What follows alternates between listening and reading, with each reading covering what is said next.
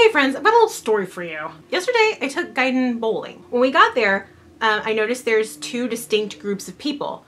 There are the hardcore senior citizen bowling league people, and then there's like 7 different daycares and summer camps, like just tons of kids, tons. The people who own the bowling alley were really smart about this. They put them on the opposite ends of the bowling alley, like with this huge gap between them. And there in the gap, close to the little kids, is Gaiden and myself. So the bowler game honestly wasn't on my best. I think I scored a 92. And as we got ready to go, I look over and there's this little girl sitting there licking one of her friends. They're smushed in a chair, it's this little girl and a little boy, and she's just licking his face, an arm, going back to the neck, his arm, the whole shebang. Seriously, she's like a cat, just going to town. So I looked over at the childcare people and nobody was really noticing that this was happening. Like they were bowling too, so they were just like not aware. I was so desperate. I also looked over to the seniors.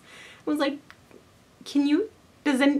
what do I help? Alas, nobody noticed. So as a mother, I did what I had to do. I walked over and I said, I went to this little girl and I told her, honey, we don't lick our friends. We get sick that way. Then, you know, a grown-up noticed me, another grown-up approaching the child, and they were like, oh, yes, here I am. But in that moment, I realized I was the most adultiest adult in the room. And I've been kind of depressed ever since. I don't want any part of that. Like, you go back to licking your friends. Like, I am not the most responsible person here. Anyway, moral of the story, don't lick your friends. And if you do, don't do it at a bowling alley. That's so unsanitary. Ew.